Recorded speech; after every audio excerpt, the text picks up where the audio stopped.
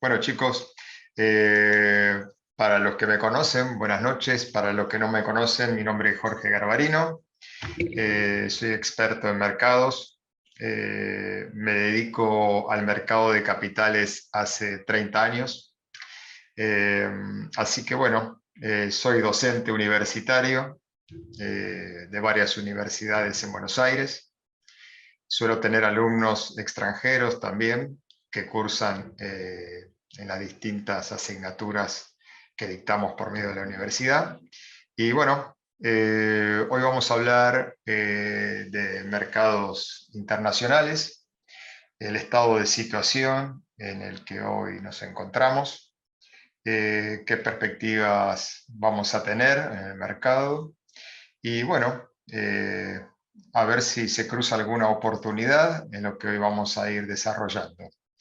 Antes que nada, le quiero agradecer la invitación a Crypto Cash FX, que me ha invitado a participar de este seminario conjuntamente con Ignacio. Así que bueno, vamos a disfrutar un poco de esta charla y bueno, espero que les sea útil y que también sea un valor agregado a sus decisiones. Así que como modalidad voy a salir del modo video para que nos concentremos en las diapositivas que voy a ir pasando. Voy a explicar cada una de ellas, vamos a ir desarrollando el temario que hemos preparado y luego, tal como lo ha pautado el organizador, al final de la charla, después que también participe Ignacio, vamos a responder en orden las preguntas que ustedes quieran hacer. Así que les deseo que disfruten del seminario. Salgo del modo video entonces y vamos a explicar cada una de las diapositivas.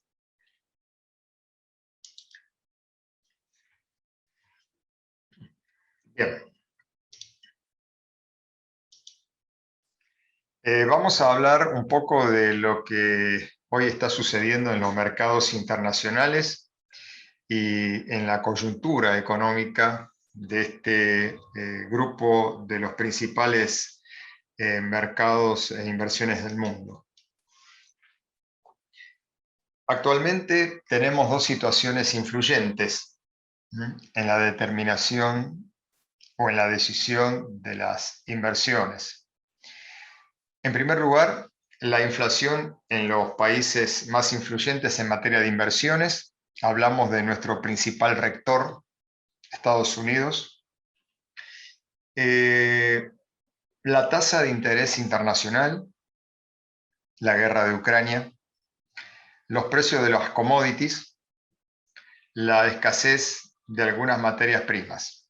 Estos son los principales puntos a tener en cuenta que de alguna manera no dejan fluir a los mercados con absoluta comodidad. Lo primero que quiero decirles es que a fines del año 2021, es decir, hace no más de 4 meses, se cerró el ciclo de mercado que arrancó con allá la pandemia por el 2020, donde los mercados tuvieron una gran caída. A partir de ahí, cuando los mercados siempre se anticipan, siempre tienen una esperanza, y esa esperanza fue mensurada cuando se dijo que los principales laboratorios, los principales investigadores dijeron que iba a aparecer una vacuna que iba a dar batalla a la pandemia. Ahí el mercado empezó a crecer, lo hizo ininterrumpidamente hasta el mes de septiembre o octubre del 2021. En el momento, a partir de ahí, el ciclo económico de corto plazo, porque no fue más que 18, 20 meses, empezó a cerrarse y la conclusión la tenemos con estos 4 puntos que estamos viendo ahora, donde hay una indecisión por parte de los mercados a tomar una tendencia definida. Esta introducción que hago es para que ustedes sepan que los mercados siempre, siempre, siempre en sus precios dibujan lo que nosotros denominamos un ciclo de mercado. Algunos de ustedes habrán visto un ciclo de mercado que tiene características en sus vértices, ¿no es cierto?, de mínimos y máximos, y esos ciclos aparecen reiteradas veces a través del tiempo. Estamos en la parte de definición de ese ciclo de mercado, y el mercado, a pesar de que sus empresas tienen aún buenos resultados, está en una etapa de indefinición. Vamos a ver cada uno de estos puntos y vamos a analizarlos a partir de esto. Bueno, lo que tenemos aquí es un informe que emite la Reserva Federal. La Reserva Federal es el principal rector de la tasa de interés mundial. Es decir, es quien regula la tasa de interés mundial, y es el que de alguna manera coayuda a determinar lo que nosotros denominamos tasa libre de riesgo. Esa tasa libre de riesgo toma como referente los tipos de cambio que regula la Reserva Federal y se ve plasmado en el bono americano de 10 años. Lo que estamos viendo acá es la proyección que hace la Reserva Federal acerca del estado evolutivo que va a tomar la tasa de interés. Como ustedes ven en este gráfico, en el año 2021 la tasa era exigua, casi prácticamente cero, permitía financiarse a gran parte del mundo a un valor bajo. Tenía como consecuencia una situación grave generada por la pandemia. Se necesitaba ayudar a aquellas empresas que tal vez no tenían actividades, y es por eso que la tasa referente estaba próxima a cero.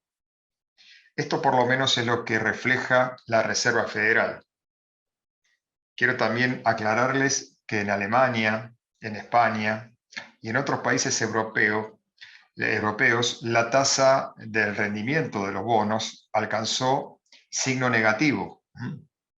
Alemania estuvo el 1,5% negativo. Ustedes me preguntarán, ¿pero cómo puede haber un bono con rendimientos negativos? Bueno, para aquellos países desarrollados que realmente se dedican a mimar a sus inversores, a cuidar a sus inversores, les dan posibilidades de poder utilizar esos bonos, por ejemplo, para pagar cargas sociales, para poder pagar impuestos con algunas quitas. Aquel que confía en el país y compra un bono puede pagar sus impuestos y tener un descuento que va a ser mayor a aquel que gana con cada cupón que cobra esos títulos públicos.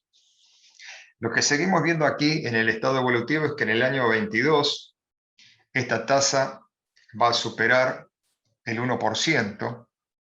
Para el año 2023 se calcula cercano al 2% o más también. Para el 2024 se calcula estar por encima del 2,5%. Y finalmente, para el 2025, la tasa alcanzar el valor que tuvo máximo en los últimos 3 o 4 años, que alcanzó el 3,50%. Esta es una proyección que hace la Fed y que la informa. Esto fue a fines del año 2021. Hay algunas correcciones acerca de este informe. Todavía no tengo el material. Y las proyecciones son un poco más altas aún todavía. Es decir, como mínimo en el año 2024 vamos a ver una tasa que esté próxima al 3,5%. Proyecciones. Esto es lo que define la propia Fed. Como les dije, aquellas acciones que toma la Fed impactan inmediatamente en el estado evolutivo del bono americano del Tesoro a 10 años. Estamos viendo aquí un gráfico del bono con algunos estudios básicos que están conjuntos. Y si ustedes se fijan, no sé si se ve el puntero. ¿Ustedes ven el puntero, chicos? Si me escriben en el chat, ¿se ve el puntero bien? Bien. Si ustedes se fijan, allá por marzo del 2020, el bono americano llegó a tener un rendimiento del 0,35% anual. 0,35% anual, que es más o menos lo mismo que la nada. La pregunta que ustedes pueden hacer, ¿y cómo puede ser que haya un rendimiento en un bono tan exiguo, tan bajo? A diferencia del país donde resido, la Fed, es decir, el Banco Central estadounidense, lo que hace es comprar ese bono e inyectar dólares al mercado. Cuando hablamos de inyectar dólares, es tratar de aumentar la base monetaria para que las empresas tengan dinero, se entregan subsidios, se entrega ayudas a las distintas empresas para poder paliar el mal momento. En el país donde resido, lamentablemente, esto no funciona así. Ningún banco central va a salir a recomprar bonos. Todo lo contrario. Acá los bonos se han deteriorado mucho y el Estado ha emitido dinero, es decir, ha impreso billetes, lo cual proporcionó una gran inflación. También le ha tocado esto a otros países hermanos de Latinoamérica. Lo que quiero decir es que lo que hizo en su momento la Reserva Federal de poder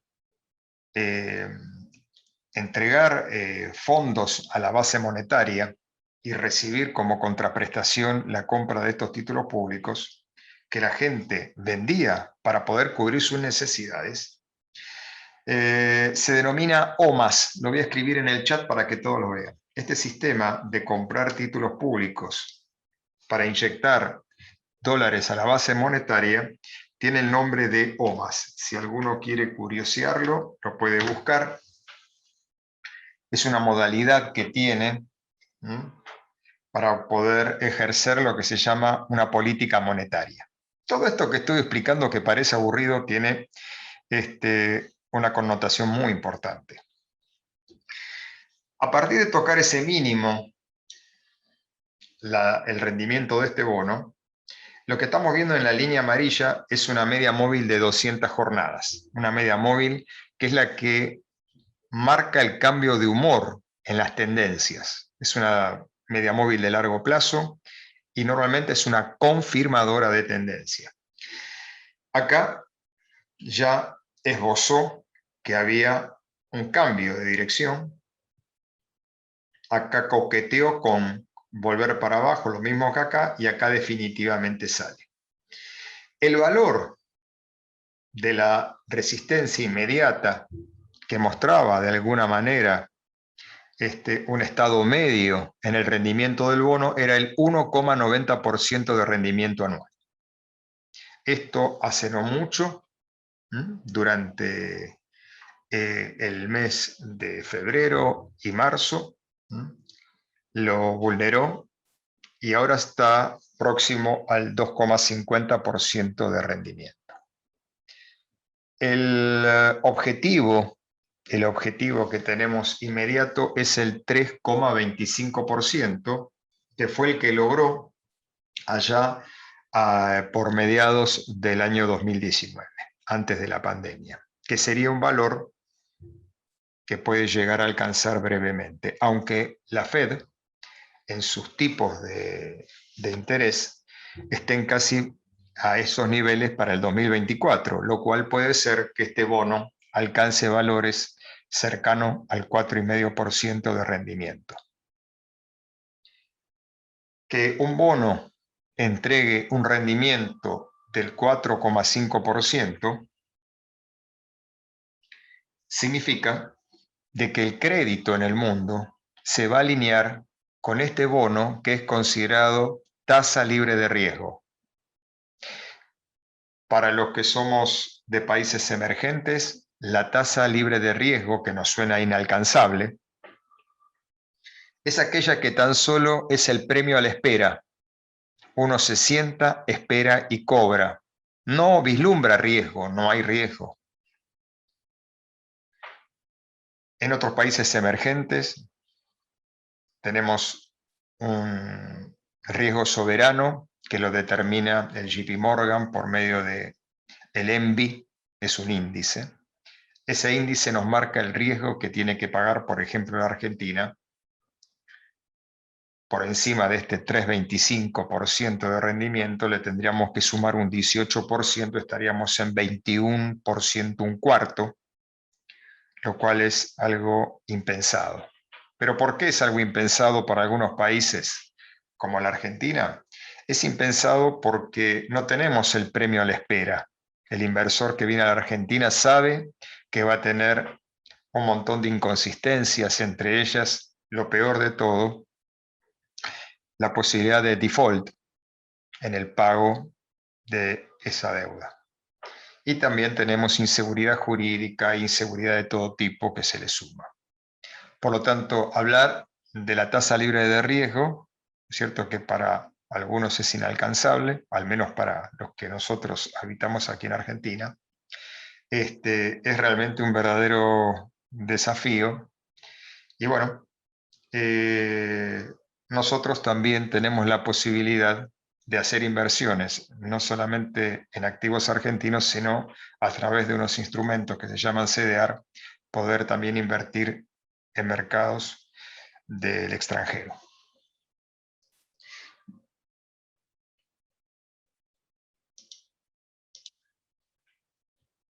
La situación de los mercados. El aumento de la tasa libre de riesgo que va a experimentar como consecuencia del incremento de un cuarto de punto que realizó este mes la Fed, que impactó en la tasa libre de riesgo llevándola cerca del 1,80%. Se estima también otras 3 subas como mínimo en el año. Esto fue lo que aclaró el presidente de la Fed, de que va a haber al menos 3 incrementos de la tasa rectora en el año. Todo esto es para poder paliar los efectos inflacionarios que hace muchas décadas no tiene la suerte de correr los Estados Unidos. Así que la inflación que ha experimentado Estados Unidos es muy fuerte y por eso la Fed, para poder desalentar este impacto que tienen los precios, utiliza la política monetaria que regula la Fed y es subiendo la tasa o los tipos de interés que componen los principales bonos como referentes. Este aumento de la tasa también provoca un aumento en el financiamiento de las empresas. Las empresas tienen distintas formas de financiarse. Uno a lo mejor cree que golpean las puertas de los bancos para pedir un crédito. Bueno, no es exactamente lo que sucede. Las empresas, sobre todo aquellas que cotizan en bolsa, que son las que a nosotros nos interesan, lo que hacen es autofinanciarse por medio del mercado. Algo muy común y algo que la mayoría de las empresas del mundo hace es la emisión de obligaciones negociables, conocidas como ON, que son bonos de empresas privadas. Por supuesto que si aumenta el rendimiento del bono americano, al bono del Tesoro americano a 10 años, principal referente de la tasa de interés, no les queda otro remedio a las empresas pagar más por ese financiamiento. Por lo tanto, algo que estaba cerca del 1,5-2% allá por el 2020, hoy tiene que estar entre el 4 y el 5%. Es decir, las empresas van a tener un encarecimiento del crédito, van a tener que pagar más por ese crédito y, por supuesto, un mayor costo a sus proyectos y una menor utilidad en sus balances. Además de esto, aparece la guerra de Ucrania.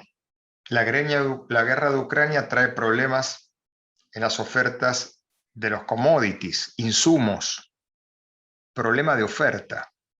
Cuando hay una guerra, lo primero que se hace es frenar. ¿Frenar qué, profesor? Frenar lo que se vende. ¿Por qué se frena? Porque no sabe cómo va a impactar la teoría de la escasez en la producción de esos bienes y qué precio relativo puede tener.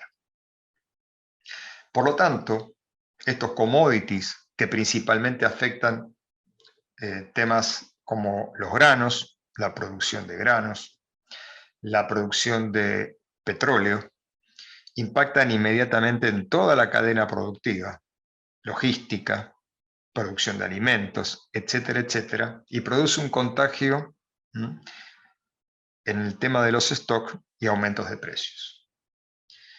Como consecuencia, aparecen distorsiones en todos los resultados de las empresas, por incremento en los precios del consumo. Y en algunos casos aparece escasez de estos productos, con lo cual también interrumpe el circuito productivo. Empiezan a aparecer reacomodamiento de las variables de crecimiento de los países, como también de las distintas empresas que cotizan.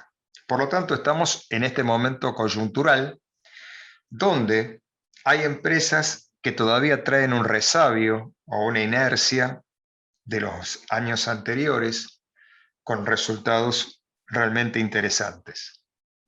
Pero lo que quiere verificar el mercado es qué va a pasar con los resultados que aparecen ahora en estos trimestres.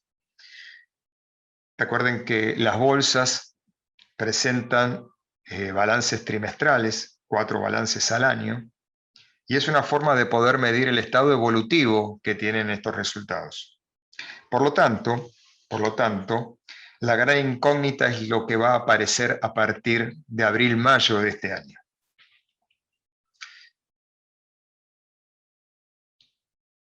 Esto es para poder determinar si el ciclo de corrección terminó o si el ciclo de corrección tiene para un poco más.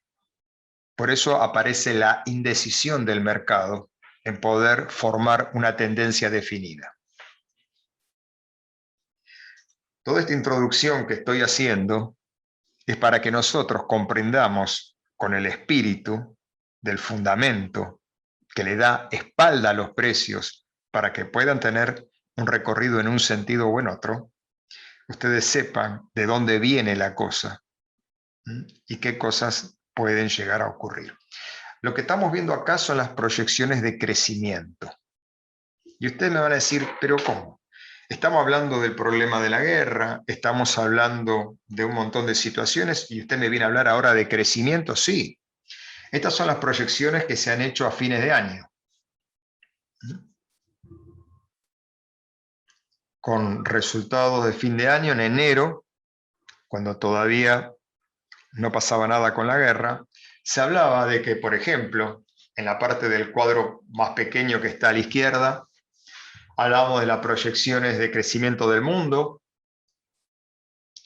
las proyecciones para las economías avanzadas y las proyecciones para las economías emergentes y de bajo desarrollo, entre las cuales incluyo el país donde vivo. Las proyecciones se tienen que corregir, no son estas. A partir de la guerra hay una corrección. De cualquier manera, los valores que aparecen aquí para el 2022 y para el 2023 han sido corregidos, por sobre todo en aquellos países en vías de desarrollo como el de Argentina, que se proyectaba un crecimiento del 4,5%. El primer ratio del crecimiento del primer mes fue negativo, Así que la corrección va a ser más que severa para la proyección argentina, y pienso que para los otros países latinoamericanos también les va a tocar algún tipo de corrección. No sé si con igual impacto que la Argentina, pero va a ser también semejante.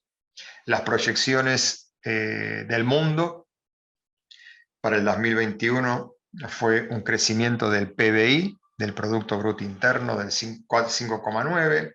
Para el 2022 hay una reducción del 4,4 y para el 2023 un 3,8. Los Estados Unidos muestran aquí lo que ocurre. América Latina y el Caribe es mucho más ajustado este valor del crecimiento del PBI a lo que puede ocurrir acá en Argentina principalmente.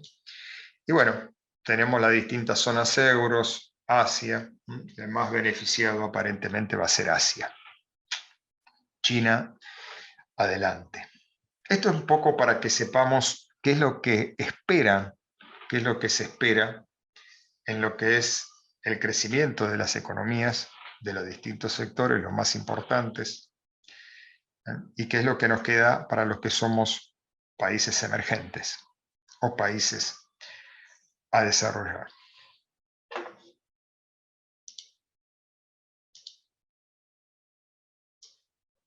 Lo que estamos viendo acá son los dos principales índices representativos de los Estados Unidos. Son los que prácticamente le diría que todo inversor debe mirar, porque hoy por hoy lo que ocurra en estos índices impactan en todos los índices del mundo. Es decir, lo que ocurre en estos mercados contagian al resto. Por lo tanto, no hay que dejar de mirar.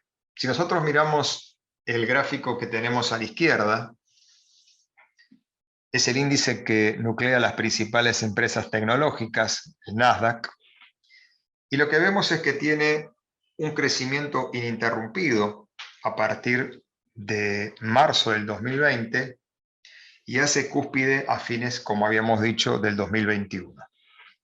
A partir de ahí, cerca de octubre, septiembre del 2021, se produce una gran corrección. Si ustedes se fijan entre los extremos, sigan el puntero, por favor.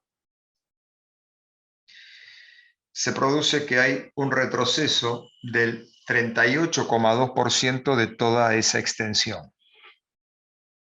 Este 38,2% es un número áureo conocido como retrocesos de Fibonacci, y normalmente estos mercados suelen respetar estos retrocesos, y bien lo ha marcado acá con un rebote de precios que hasta el momento sigue estando sostenido.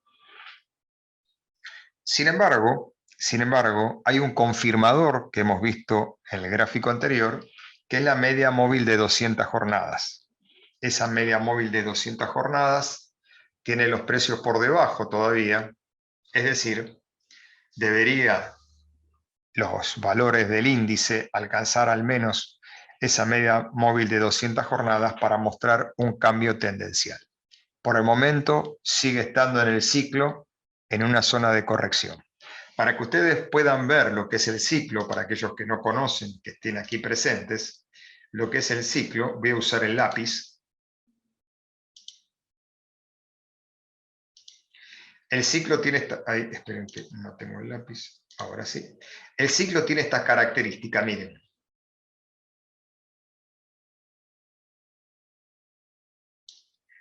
Es como un gancho.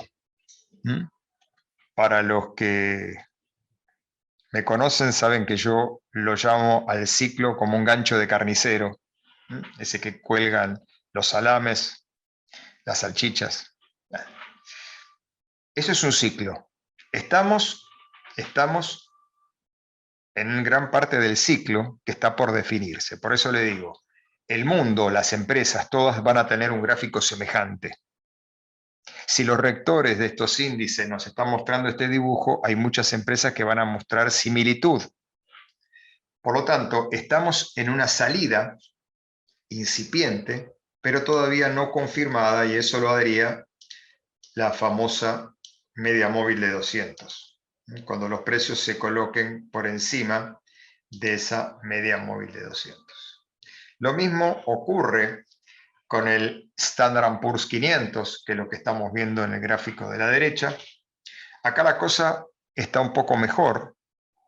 El Standard & Poor's 500 tiene incorporado dentro de las empresas que elaboran el índice, muchas que han, digamos, detonado con el tema de los commodities, entre ellos el petróleo, los granos. Y bueno, acá la caída del ciclo, del fin de ciclo, no alcanzó al 38,2, sino al 23,6. Si ustedes se fijan, este es el otro retroceso de los Fibonacci y los precios han salido y están coqueteando con colocarse por encima de la media móvil 200, lo cual cambiaría un poco el ánimo de la tendencia de precios y posiblemente vuelvan a buscar su máximo. Ahora, las cosas están bastante encontradas. Por un lado, usted habló de la tasa de interés y que eso perjudica el financiamiento de las empresas. Por otro lado, usted está mostrando de que el ciclo ha hecho una corrección y que ahora se está recomponiendo. Bueno, estas son cosas que tienen que ver con las expectativas de los mercados, ¿sí? Y con descontar lo que ya se venía hablando, que era una incipiente y creciente inflación en todo el mundo y las medidas que iba a tomar la Fed respecto a cómo tratar de desalentar el incremento de la inflación. Estas cosas las ha descontado el mercado, ha hecho una corrección que no fue del todo profunda, como ustedes han visto en algunos índices, tal vez fue más profunda en algunos activos, pero en líneas generales la corrección no fue del todo profunda, no, digamos, perjudicó los valores de las empresas. Estamos viendo la bolsa de Lima, aquí, cerca también de los máximos, lejos de la media móvil. La bolsa de Lima goza de buena salud, según este gráfico. Vamos a ver la bolsa, el índice Bovespa de Brasil. Fíjense que el ciclo que inició en igual momento a la suba tuvo una toma de utilidades de casi el 50% de todo lo que había crecido desde el 2020 a la salida de la pandemia. Se encuentra en este momento coqueteando con la media móvil de 200, queriendo volver a instalar los precios cerca o próximo de los máximos. Por lo tanto, tampoco podemos decir de que se ha dañado mucho el mercado de Brasil. Lamentablemente vamos a compartir que es el de Argentina. Argentina viene cayendo, el ciclo está completamente desdibujado, es un ciclo que en la base de ese ciclo, de ese gancho, nos quedamos para vivir. Y bueno, muy a pesar de lo que estamos viendo, hoy nuestra bolsa se encuentra en valores exiguos, valores que realmente están muy próximos de los mínimos históricos de toda la vida. Esto se debe a cuestiones que están muy vinculadas a la inflación, a la inseguridad jurídica, a distintos problemas que vive la Argentina, la economía, hace muchos años. Así que en la medida que esto se empieza a solucionar, los primeros atisbos de soluciones que escuchen por ahí, acuérdense de Argentina, está en precios regalados y cualquier cosa que anime a los inversores a volver a escuchar algo de Argentina puede llegar a transformarse en un espléndido negocio. Por el momento lo tenemos en la agenda y miramos.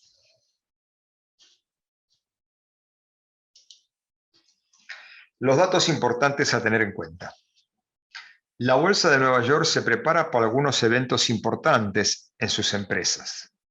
Amazon va a practicar en breve un split de 10-1. El split es dividir la cantidad de acciones, es decir, emitidas, se multiplican por 10 y el precio se reduce proporcionalmente. Este es un split. Cada vez que una empresa estadounidense arma un split, las acciones tienden en el mediano y largo plazo subir hasta alcanzar su valor anterior. Es curioso, pero esto ustedes lo pueden probar mirando un gráfico.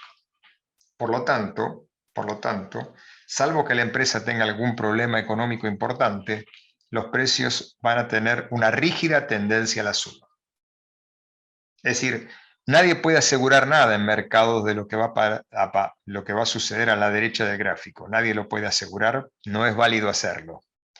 Pero sin embargo, si ustedes se fijan en lo que ha ocurrido con las empresas que han tenido split, se van a asombrar. Tesla también va a practicar un split, no está la fecha confirmada aún. Microsoft tiene el lanzamiento del Windows, que todavía para lo que es la empresa no se ha podido completar. En breve va a salir a la venta. Tiene un acumulado de ganancias que va a ser proveniente de estos software, de estos software muy importantes, y también ha preparado un software que para los principales medios de transporte, trenes, logística y aviones, ha incorporado algo muy novedoso que va a salir también a la venta este año. Esto lo ha informado la propia compañía, lo cual transforma a Microsoft como una empresa que está en la mira de todos los inversores. El mercado, en esta salida, desde que empezó a formarse la última parte del ciclo con esa toma de utilidades, y ustedes han visto a los principales índices rebotar dentro de los valores aceptables de retroceso Fibonacci, que muestran una posible recuperación a partir de este fin de ciclo, han descontado los mercados algunas cuestiones que las trae desde hace rato, como la inflación de los principales países y también la función de las políticas monetarias que se han empleado, como por ejemplo la suba de tasas. Esto ya lo viene escuchando hace rato el mercado. No es que lo sorprende. Recuerden que siempre los mercados se anticipan, por lo tanto, lo que tiene que ver con la inflación y la política monetaria para poder darle batalla, ya lo están descontando de hace por lo menos 6 meses.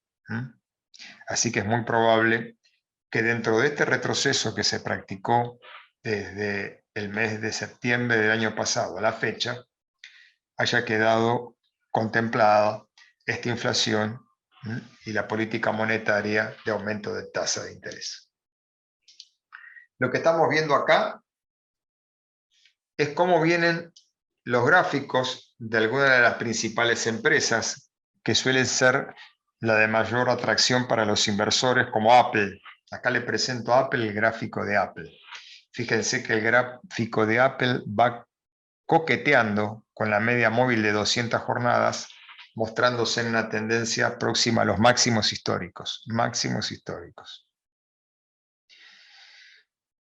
Lo que estamos viendo en la parte inferior del gráfico es un ratio, que es el precio de cotización respecto a las expectativas de beneficios que va a tener la compañía. El beneficio se llama BPA, si ustedes lo quieren buscar, que es beneficio por acción, o también lo pueden encontrar con las siglas UPA, utilidad por acción. Es la medida de la utilidad o los beneficios que tiene la compañía por cada acción, lo que le corresponde ese beneficio a cada acción. Y si ustedes se fijan acá abajo, hay un estado de cómo vienen la Q significa quarter, que quiere decir trimestre, y fíjense lo que pasa acá. Acá un trimestre cae, cuarto trimestre del 2020, 21, 22, Y tenemos un estado evolutivo en lo que son los resultados que se va a extender también con la nueva aparición del del iPhone 13 y una serie de otras cuestiones que está elaborando Apple, como son vehículos, etcétera, etcétera. Va a haber una disparada en la proyección de de esos resultados. Por lo tanto, independientemente de la tasa libre de riesgo y de la falta de insumos en el mundo, Apple se dirige a los máximos históricos porque las expectativas son grandes, grandes. Los inversores pueden decir, vendo Apple y me voy al 2% que me da el bono. No, chicos, acá lo que está mostrando Apple en plena guerra, en plena escasez, en plena suba de tasas, es máximos históricos. No hace falta ser un sabio en mercados para darse cuenta que es el concepto a seguir. La gente pone el dinero acá, chicos. La gente resguarda su dinero acá. Por lo tanto, no los quiero convencer de nada, simplemente miren el gráfico un rato, síganlo durante un tiempo para convencerse a sí mismo.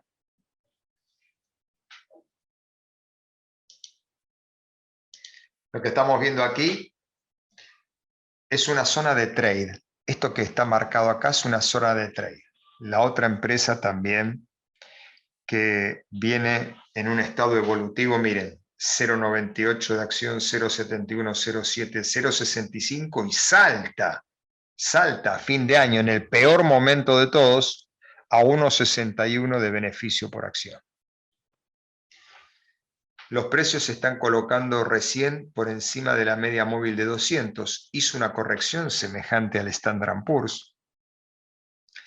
Muestra un rango trade o una zona de consolidación de precios entre este soporte y esta resistencia. Así que aquel que quiera tomar decisiones la va a tomar dentro de ese rango. Cuando supere el máximo histórico y posiblemente acelere, o cuando vuelva a caer por debajo de esa línea roja, y los precios tiendan a depreciarse un poco para terminar el ciclo de otra forma. También es otra de las más operadas en el mundo. Me he tomado el trabajo de poder comparar las empresas que más operan y Microsoft, créanme que es una de las que tiene mayor cantidad de operaciones. Un volumen impresionante. Para los argentinos, ciencia ficción.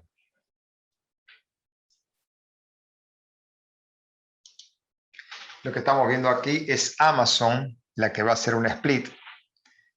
Ha hecho una especie de canal donde los precios están trabajando en ese intervalo, también en una zona de trade o zona de consolidación.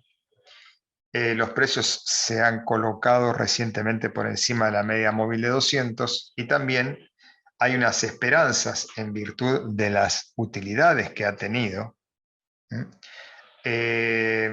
de poder lograr el máximo histórico y acelerar a partir de allí.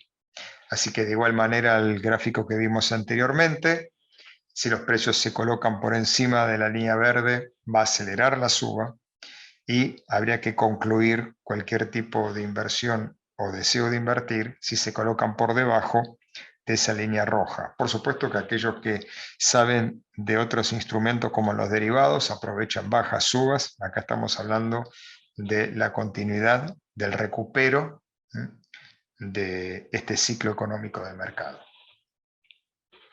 Recuerden que esta es una de que va a tener split, ya está confirmado el 10-1. Y recuerden, cada vez que hay un split, los precios tienden a recuperar el viejo precio. Le lleva tiempo, pero va a recuperarlo.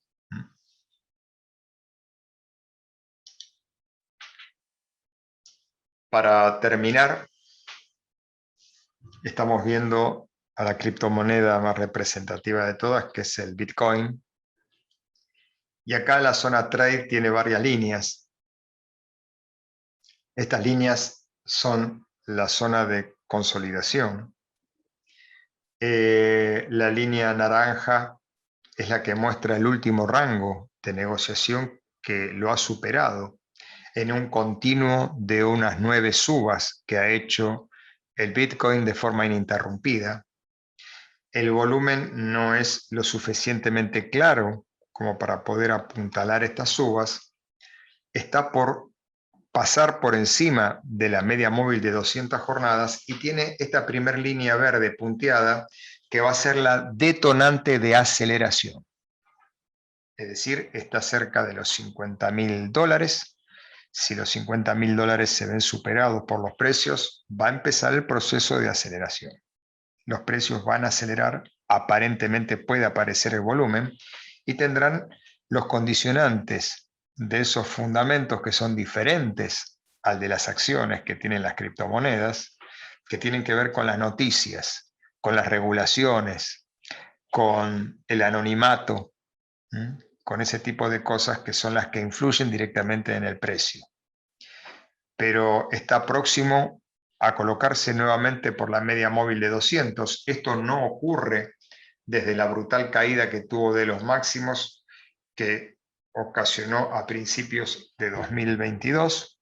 Se colocó abajo, no logró volverse a colocar por encima, está ahí coqueteando la media móvil de 200 y por encima de los $50.000 puede llegar a puede producirse un aceleramiento en su cotización.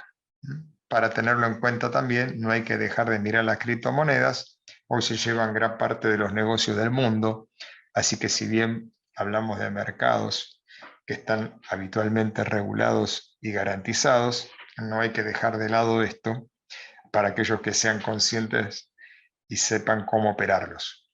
Bueno, creo que hasta acá llegué con lo que tenía que expresar en esta charla.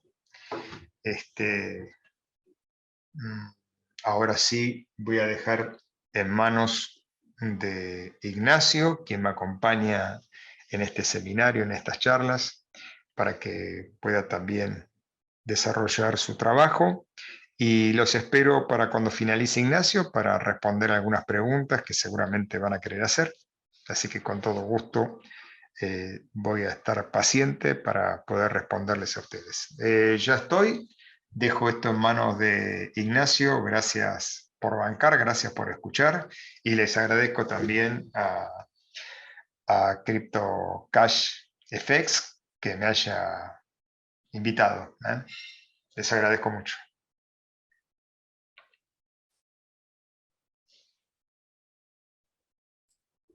Hola, ¿qué tal? Buenas noches. Bienvenidos a esta charla, a esta ponencia. Bueno, ya con lo que el profe Jorge acaba de hacer, voy a prender las cámaras rápidamente para que me conozcan. Ignacio Sánchez desde acá, desde Caracas, Venezuela. Y como les decía, ya con la participación del profesor Jorge, una clase magistral. Muy agradecido, profesor, por tener una antesala de tanto lujo como la que usted acaba de hacer y que me acaba de dar el testigo para continuar un poco bajo la línea de análisis de entorno y oportunidades de inversión, no sin antes agradecer al equipo de CryptoCash FX que han sido tan amables en invitarnos en la noche de hoy. Yo, para no dilatar más el proceso, voy a pasar enseguida a compartir aquí mis láminas. Profesor Jorge, a mí me da mucha risa cuando usted habla de una manera cómica acerca de las crisis económicas que ha afrontado Argentina, que se ha dicho de paso es un país que yo siempre he querido, que siempre he amado y con el que me han tendido muchísimos lazos de amistad. Cuando viví aquí, viviendo aquí en Latinoamérica y también viviendo en España, hice grandes, grandes relaciones con grandes hermanos argentinos.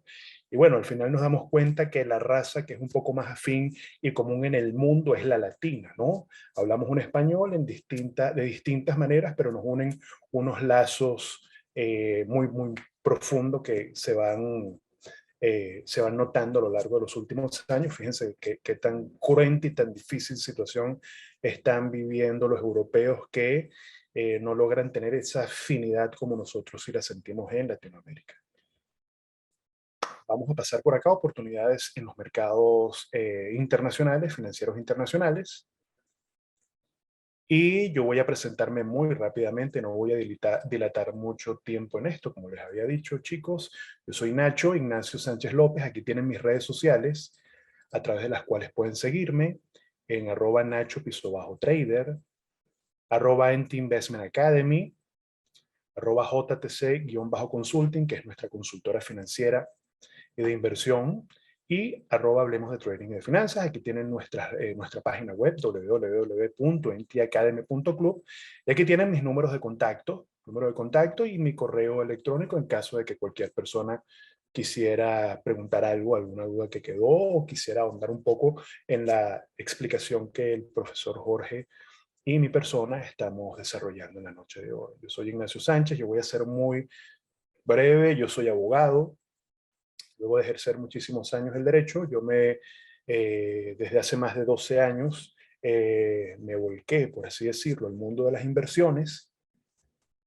Yo tengo un MBA con mención gerencia en finanzas, egresado de la Universidad Metropolitana de Caracas, Venezuela, pero también soy especialista en finanzas internacionales y especialista en negocios internacionales, egresado también de la misma casa de altos estudios.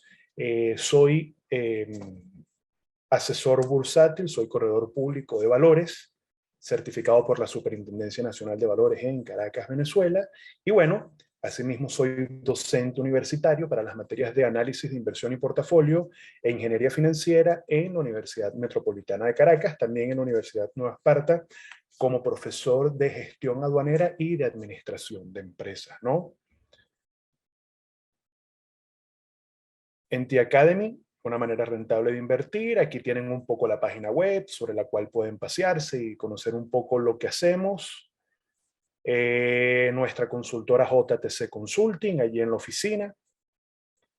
Y bueno, este es nuestro programa de responsabilidad social. Se parece mucho a la labor que hace CryptoCash FX, al cual agradecemos y les extendemos un lazo de hermandad. Nosotros, durante los últimos 5 años, eso eran épocas prepandémicas, nos dábamos a la tarea de impartir conocimiento financiero que es tan importante y necesario en todos los países de Latinoamérica.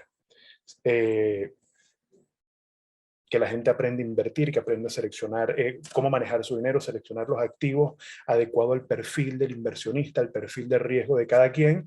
Y bueno, seamos un poco, y lo seguimos haciendo de una manera virtual, recorriendo todas las universidades en Caracas, Venezuela, y también en espacios con los cuales hacíamos un poco alianzas con la finalidad de llevar conocimiento acerca del trading y de las inversiones, manejo del dinero en el corto, mediano y largo plazo, a través de, bueno, reuniendo varios especialistas en la materia, la mayoría de ellos profesores universitarios de pregrado y posgrado en las universidades de Venezuela. Por aquí está mi socia Brenda y varias fotos de distintas ponencias que hemos venido desarrollando a lo largo de los últimos años. El primer paso, esto es algo que, bueno, lo tenemos como no obligación, pero ya es una costumbre, es invitarlos a que nos sigan en nuestro canal de YouTube llamado NT Academy, en donde siempre estamos generando contenido de valor acerca de análisis geopolítico, económico y financiero de inversión, y también que se sumen a nuestro canal de Telegram en T-Academy Club, donde los estaremos esperando con los brazos abiertos, ¿no? Y bueno, como ya les había dicho, @Nacho_Trader o Nacho_Trader. Y ahí tienen mi número de teléfono. Ahora, el segundo paso es hacer un poco, bueno, después de ese gran análisis que hizo el profesor Jorge, voy a ir muy rápido sobre lo que yo he traído también, el análisis de entorno financiero. Fíjense que el profesor Jorge y yo utilizamos más o menos, me faltó decirles, chicos, yo soy trader, he sido gestor de portafolios de inversión, gestiono un portafolio de inversión a largo plazo, un portafolio que tiene una técnica de inversión sobre la cual les voy a hablar un poco más adelante, y también utilizo 2 indicadores estadísticos muy importantes, como lo es la media móvil de 200 periodos o 200 jornadas, como dijo Jorge, y un indicador de posición que es la media móvil de 20 periodos. Soy trader y he tenido portafolios de inversión de riesgo, es decir, yo abro portafolios de 3, 4 meses y lo que salgo es a especular con el mercado, muy distinta a la gestión de portafolio que tengo con mi portafolio de largo plazo, que ese ya sí tiene otras condiciones y características para poder asignar los activos financieros. Fíjense que, como vimos en la presentación Dame un segundo, estoy tratando de ubicar por acá el lápiz, el marcador. Yo no sé si, si logran ver el cursor o el puntero, fíjense que básicamente el QQQ, los cubes, que es el ETF que replica al US 100, que es el índice de Nasdaq. Las 100 empresas de mayor capitalización de mercado de Nasdaq, el DAY, los Diamonds, que replican al Dow Jones, y el SPY, que es el ETF que replica al gran índice creado por el Standard Poor's, que recoge la cotización al cierre de las 500 empresas más grandes de los Estados Unidos. Y en todas ellas, como podemos apreciar, estos son gráficos de un mes porque el propósito mío es el análisis de entorno en el corto plazo, ¿no? Y bueno, ya hablar de un mes quizás no sería tan corto plazo con los acontecimientos geopolíticos que estamos viviendo, pero básicamente estamos ante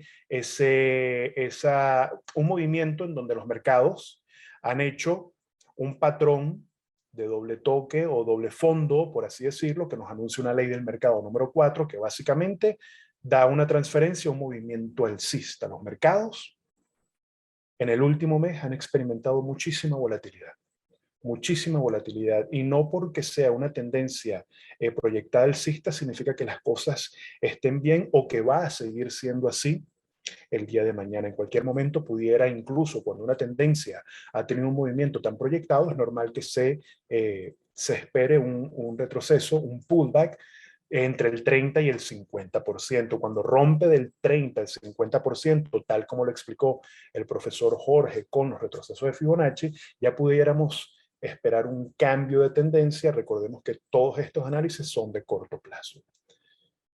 ¿Cómo está el mercado de Forex? Viendo un movimiento, una caída del euro bastante prolongada y una recuperación del euro.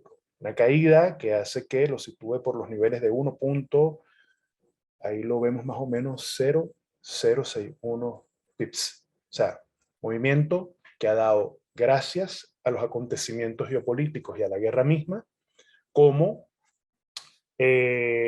cómo hay un eje oriental que ha creado un sistema financiero totalmente diferente al tradicional que conocemos.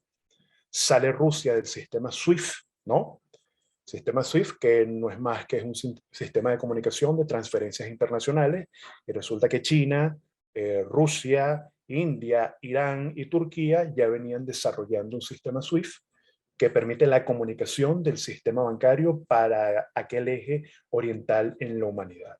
Esto irremediablemente trae la ruptura y la salida de Rusia del sistema financiero tradicional occidental, como lo es el mismo sistema SWIFT. Bueno, esto ha traído repercusiones bastante fuertes y vemos cómo se han volatilizado las monedas en los países, ¿no? El tema yo lo he venido abordando en el canal de YouTube. Chicos, yo los invito a que vean los videos para no hacerlo extensivo ahorita, pero hay una transferencia de poder en donde vemos, incluso comenzando la guerra, en un canal de televisión al cual suelo ir a hacer análisis geopolítico. Yo les dije, bueno, hace 4 años yo vengo diciendo que hay un eje hegemónico que está creciendo fuertemente en Oriente y que está liderado por China. O sea, es un país, estamos ante la presencia de un tipo de guerra que no es tanto como la Segunda Guerra Mundial, o no la vamos a ver tan marcada como la Primera y la Segunda Guerra Mundial, pero es una guerra de recursos, guerra de sistemas financieros y guerras comerciales, en donde China ha venido aprovechando los errores que de este lado del mundo, el eje occidental, se han venido sucediendo a la cabeza de la Unión Europea y de los Estados Unidos. Bueno, vemos del lado de allá un monstruo que va a ser imparable, y el dominio que va a ejercer China, teniendo aliados tan poderosos como Rusia, Corea del Norte, que no lo ha dicho tan explícitamente, Turquía e India, y recuerden Afganistán, el tema de las tierras raras, e Irán también sancionado excluido del sistema SWIFT. Bueno, vemos un eje súper poderoso que ostenta más del 40% de las reservas de oro en la humanidad. Y aquel error que cometió Richard Nixon en el año 71, en donde desancló al dólar del patrón oro, que básicamente rompe con los acuerdos de Bretton Woods, bueno, desde ese momento, básicamente, países como China y Rusia comenzaron a acumular grandes cantidades de oro en sus reservas internacionales. Entonces vemos cómo la balanza se va transformando y va dando paso a un nuevo orden mundial y a un nuevo sistema financiero que muy probablemente vaya a estar respaldado en el patrón oro. Y los mercados financieros están resintiendo eso. Vemos esa volatilidad que habíamos visto con los índices, ahora en el mercado de divisas con el par euro-dólar. También vemos el oro que había alcanzado un máximo, ¿no? Un máximo cuando sobreviene la guerra de Rusia, la invasión de Rusia contra Ucrania, y bueno, una corrección normal de los mercados. Normal cuando que nos los desglosa el price action o la acción del precio, que cuando un activo financiero toca una zona de resistencia, es normal que exista una corrección y lo lleve hacia zonas de soporte, ¿no? Medimos los mercados financieros entre resistencias y soporte, y luego rompiendo la barrera de la media móvil de 200 periodos, que lo que nos da es una ubicación de mercado en donde siempre que el activo se sitúe por debajo de ella, pensamos en un movimiento a la baja en corto, ¿no? Básicamente lo que el profesor Jorge nos explicó muy gentilmente en su presentación. Vemos el petróleo. Recuerden que esta es la guerra de los recursos. Rusia ejerce esa acción tan frontal. Imagínense, invadir un país a estas alturas en pleno inicio del siglo XXI, porque es que la verdad es que Rusia tenía el poder de los recursos y la motivación, o mejor dicho, el respaldo de poder haber hecho eso, demostrando de que representan una realidad inevitable, que es un país que es el tercer exportador de petróleos del mundo, y por otro lado, un gran tenedor de reserva, armamento nuclear, y bueno, reclamando un resentimiento porque nunca se le fue considerado como tal, cuando incluso hasta él expuso la creación de una zona de seguridad en conjunto con la Unión Europea. Básicamente también lo que siempre había reclamado China, y el no reconocimiento de Occidente Oriente lo que ha traído es el desencadenamiento de todos estos lamentables acontecimientos. Las materias primas se volatilizan. Se volatiliza el oro, se volatiliza el petróleo. Vemos que en Estados Unidos están pagando hasta 8 y 9 dólares por galón, algo que es una locura, ¿no? Y también podemos ver acá no solamente al Brent, sino también al West Texas Intermediate, el WTI, también en un estado de volatilización. O sea, tenemos tendencias alcistas, tendencias que corrigen a la baja, rupturas bajistas, luego hacia arriba. O sea, hay una volatilidad en los mercados financieros que es plasmable ahora en las materias primas y también en los entornos extrabursátiles y bursátiles, ¿no? Aquí que tenemos el Bitcoin y el Ethereum, grandes protagonistas, grandes mercados refugio, Ethereum o Ethereum. Las criptomonedas van a tomar un rol muy protagónico a partir de estos lamentables acontecimientos, porque siempre van a seguir siendo mercados refugio. Fíjense que esta lámina yo la hice ayer en la noche, tomé el capture de pantalla de TradingView, y fíjense que tiene un movimiento lateralizado. Un movimiento lateralizado que se espera que, bueno, tenga un apoyo sobre la media móvil de 200 periodos, y ahí sería bastante interesante ver si mantiene el rango de precio entre los 40.000 y 48.220 dólares, que fue el máximo que experimentaron el Bitcoin el día de ayer, y Ethereum sobre los 3.460, 3.500 dólares, ¿no?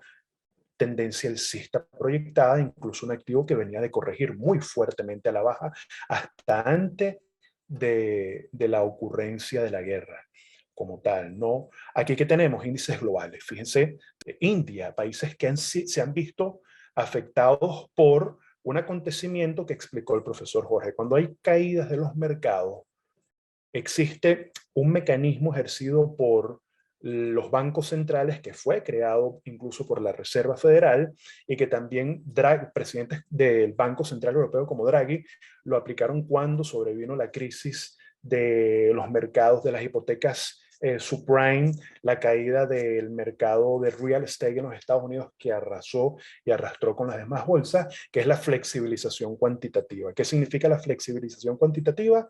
Recorto tipos de interés, le digo a la gente que el dinero no vale nada, salgan a consumir, no podemos darnos el lujo de parar el aparato productivo, corporativo, porque es a través de él que hacemos la recaudación fiscal y además de eso inyecto de liquidez al mercado. ¿No? Se inyecta de liquidez al mercado con cheques de estímulos. A las personas en Estados Unidos les llegaba un cheque y la gente dejó de trabajar. Un poco así a la usanza paternalista de los países de Latinoamérica como el mío, que abusaron grandemente de las rentas petroleras y de pasar a tener grandes riquezas, nos han llevado a una gran pobreza. Y creo que es la gran pobreza, el profesor Jorge me corregirá, pero en los últimos 50 años Venezuela pudo pasar de ser uno de los países más ricos de Latinoamérica a convertirse en uno de los países más pobres por los errores de las políticas macroeconómicas y sobre todo monetarias que hacen que los países padezcan este lamentable daño que a cierto nivel, sobre todo social, pudiera resultar ser irreversible. Entonces, fíjense, el tema de la flexibilización cuantitativa, además de recortar los tipos de interés, doy cheques de estímulos para que la gente salga a consumir, pero inyecto al mercado de liquidez con la recompra de títulos como las letras del tesoro del gobierno norteamericano, letras del tesoro que son instrumentos libres de riesgo, que ya el profesor Jorge lo explicó, no voy a pasar por allá, pero que básicamente es la recompra de instrumentos financieros, cosas que como él mismo dijo, me dio bastante risa, aquí en Latinoamérica es que hay cosas que nosotros entendemos y conocemos porque estamos actualizados con lo que ocurre en las grandes potencias, pero es que en Latinoamérica la realidad nuestra y el manejo un poco de las políticas monetarias y las políticas fiscales son totalmente diferentes. ¿Qué tenemos? Una economía, Global Economy Overview, como una vista general acerca de la economía global y nosotros vemos una economía global fuertemente atacada por la inflación. Fíjense que Rusia, teniendo un 3,38 de inflación, China un 2,41 y Estados Unidos aquí, bueno, un 1,23. Una estimación, esto lo saqué de Guru Focus, vemos un Global Projected Market Return, el retorno, muchísimos países, incluso con retornos negativos, como el caso de Estados Unidos, Holanda y Japón, y vemos países como Egipto, Rusia y Pakistán con una buena proyección de retorno positivo de mercado para lo que son las expectativas del año 2022. Por otro lado, tenemos otra visual, esta un poco más ampliada, y lo quise colocar así para ir ya metiéndonos un poco en el territorio de los bonos o las letras del tesoro a 10 años, ¿no? Que este 1,93 el rendimiento es bastante alarmante, sobre todo sobre instrumentos que deberían ser considerados como el gran refugio de inversión, letras del tesoro a 10 años, pero sobre todo la letra del tesoro a 30 años, que ahorita mismo está viviendo un acontecimiento que ya vamos a explicar, que es la inversión de los tipos de interés, ¿no? En donde vemos que bonos a 2 años están experimentando un rendimiento mejor que bonos o letras del tesoro a 30 años. Básicamente lo que los inversionistas están diciendo es que vamos hacia un proceso de recesión en los Estados Unidos y que no confiamos mucho en las maniobras que tú como Reserva Federal has venido haciendo, no corregiste la inflación cuando tenías que hacerlo en el 2021 porque nos estábamos beneficiando de esto y que nos ha traído en problemas desde el punto de vista del consumo, como lo demuestra el índice de precio del consumidor que vemos ahí a mano izquierda. Fíjense que ha sido un índice creciente, ¿no? Y el ratio o la razón de desempleo civil, fíjense que ha experimentado una gran volatilidad, por supuesto. Este fue el pico que le tocó enfrentar a Donald Trump, ¿no? Y que bueno, ha descendido un poco en función también en que se han venido recortando las ayudas o los cheques de estímulo en los Estados Unidos. Pero tenemos situaciones alarmantes. Ahora, fíjense, para nosotros en Latinoamérica entender un 7,9% de inflación es un chiste. Yo no sé, profesor Jorge, en cuánto está en Argentina, pero en Venezuela, bueno, acabamos de salir de la hiperinflación, pero tenemos 270% de inflación. O sea, es como que yo no sé qué ejemplo decir, bueno, yo qué sé, no me he ahogado, pero tengo la orilla ya a 15 metros, a 15 kilómetros de distancia. O sea, lo que me queda por nadar y salir de aprietos es bastante considerable, ¿no? Aquí tenemos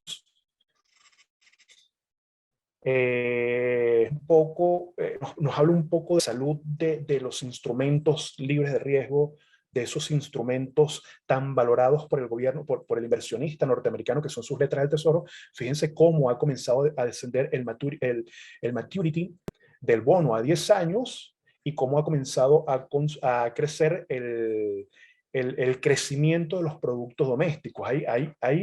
Hay un escenario, esto nos habla un poco, esta es la radiografía de la salud de la economía norteamericana, que la economía norteamericana es la que de momento arrastra el resto de las economías y sobre todo los mercados financieros internacionales.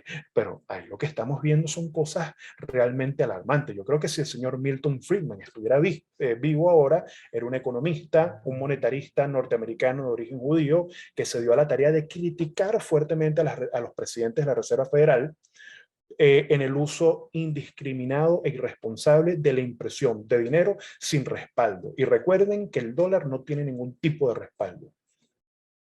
Moneda fiat que básicamente vale la confianza que los consumidores depositan en ella. Pero todo eso está cambiando y los acontecimientos que estamos viendo ahorita en eras post-pandémicas lo que nos está hablando es de esa transferencia de poder, ese cambio en el manejo de las economías mundiales y que se va a ver fuertemente impactado en los mercados financieros y en la manera en cómo invertimos nuestro dinero. Por otro lado, tenemos también, bueno, indicadores de economía popular, el S&P, como ha crecido increíblemente, y también la volatilidad que nos expresa el VIX, que es un índice que replica la volatilidad del mercado norteamericano, básicamente la volatilidad que tenga el S&P 500 o el S&P 500, ¿no? Alarmante. De verdad que un escenario bastante alarmante. Y bueno, aquí la inversión de los tipos de interés del bono, fíjense que el bono, la letra del tesoro a 2 años alcanzando 2,30% de rendimiento y la letra del tesoro a 30 años, vencimiento 30 años, 2,60. Aquí hay algo totalmente alarmante. La inversión de los tipos de interés que nos expresan la curva de rendimientos de instrumentos que son libres de riesgo. Habría que ver también, incluso a nivel de KPM, Capital Access Pricing Model, cómo yo creo una tasa de descuento tomando este tipo de valores y tomando en cuenta la beta del mercado, ¿no? Son cosas que el analista financiero toma muy en cuenta para ver en dónde está situado y lo realmente preocupante que es la situación que estamos viviendo, ¿no? Estos son indicadores de lo que vamos a vivir a lo largo de estos años, de lo que estamos viviendo, y bueno, el gran índice de 7,90% de inflación en los Estados Unidos. Fíjense que sobre la base de la media móvil de 200 periodos tenemos una tendencia proyectada. Es un movimiento de inyección o de motivación o de data acumulada que no es algo normal como una moderada subida y una moderada bajada en los tipos de interés. O sea, esto es un índice alarmante. Yo creo que la Reserva Federal se dio cuenta muy, muy tarde del error en el cual han metido a su pueblo y no se esperaba nadie la invasión de Rusia a Ucrania, que bueno, sí, por supuesto, del lado de allá estaba todo debidamente orquestado y organizado, ¿no? Básicamente lo que se le ha dado es un golpe al sistema financiero norteamericano y un golpe terrible al dólar. Terrible al dólar. Si Rusia y China logran cumplir esa promesa de crear una criptomoneda respaldada en oro, yo creo que estamos ante la presencia cada vez más acelerada del declive del dólar como moneda preponderante en el comercio y en las transacciones financieras internacionales, ¿no? Y no solamente eso, sino que recordemos que ahora el señor Putin dijo el día de ayer que el petróleo que suministra Occidente, sobre todo a Europa, tiene que ser pagado en rublos con la intención de recuperar un poco esa caída que ha experimentado el rublo luego de la Segunda Guerra Mundial, de la invasión de Rusia a Ucrania, cuando sale Rusia de del sistema financiero SWIFT occidental, que bueno, lo que hizo fue que cayera fuertemente el tipo de cambio en relación con el dólar, rublo, dólar, y ahora hay un gran movimiento para tratar de recuperar esa gran caída que ha experimentado el rublo. Seguimos viendo cifras y acontecimientos alarmantes. Allí pareciera que lo único que sigue imparable es el S&P 500, el gran índice, pero que ha sufrido su gran corrección en lo que ha sido el devenir del año 2022. Ahora fíjense, panorama de mucha volatilidad para el año 2022, 2023 y 2024. Vamos a situarnos desde el punto de vista del inversionista. El inversionista debe de seleccionar los mercados emergentes y refugios con la finalidad de gestionar el riesgo sistémico siempre a la orden del día y presente en los mercados financieros. ¿Cuál es el comportamiento de aquel que gestiona fondos de inversión, que capta dinero del público, o nosotros que pudiéramos ser traders o inversionistas de retail? Ver que ante estos escenarios, tener bien claro cuáles pudieran ser esos mercados en donde yo debería de colocar el dinero, no tanto ya con la finalidad de hacer producir ganancias o beneficios sobre las operaciones de inversión, sino para cubrirme un poco, hacer un poco de cobertura ante el riesgo sistémico, que es un riesgo que está cada vez más presente y que está a la orden del día. ¿Qué es el riesgo sistémico? Es cuando caen los mercados, producto de una crisis, producto de un cisne negro, y que no tiene nada que ver incluso con la diversificación que tengamos en cartera, porque cuando toca que caigan los mercados van a caer irremediablemente todos ellos, ¿no? Entonces, fíjense, la obligación del gestor de cartera para traer y entrar un poco acerca del panorama que pudiéramos, ya el panorama que analizamos y qué pudiéramos hacer ante dicho panorama, yo traje una frase del gran gurú de las finanzas, Warren Buffett, que dice: la primera regla del inversionista es nunca pierdas dinero, la segunda, no te olvides de la primera regla. Hay algo muy, en los últimos, yo tengo 12 años como consultor financiero, pero tengo 9 años como trader y como gestor de cartera. Y de verdad que cuando yo me levanto, voy a la oficina, prendo las pantallas y yo me toca gestionar mis portafolios o hacer mis operaciones de trading, yo desde hace mucho tiempo dejé de pensar en cómo hacer dinero, sino cómo no perder dinero. Siempre la gestión del riesgo debería ser el punto clave de aquella persona que maneja dinero en los mercados financieros. Ahora imagínense ante unos mercados tan volátiles como los que estamos viviendo. Es un reto, pero un reto tan grande que desde hace ya muchos meses los grandes fondos de inversión no están abriendo posiciones en cartera. Esos movimientos que nosotros vimos de los índices, S&P, Nasdaq, Dow Jones, son movimientos incluso de operaciones de un dinero que no es un dinero real, operaciones en cortos, opciones financieras, contratos de futuro. Vemos muchísimo movimiento tratando de especular con el mercado, pero no es un movimiento de inversión, porque ese ciclo que nos dibujó el profesor Jorge es un ciclo que incluso está experimentando una corrección normal y sana en los mercados financieros. Lo que pasa es que con el acontecimiento geopolítico que estamos viviendo ha tomado otras dimensiones y pareciera que no vemos en el corto plazo cuándo pudiese finalizar. Aquí también yo les traigo las oportunidades de inversión. Coloco la imagen de Ray Dalio, porque Ray Dalio es una persona que había predicho muchas de las cosas que están ocurriendo, pero era un inversionista que cuando nosotros vemos el portafolio de Bridgewater y yo lo analizo, él tiene una gran posición y una asignación de cartera muy fuerte en ETF. Saben ustedes, chicos, que son instrumentos que replican índices que se comercializan de manera individual en mercados emergentes.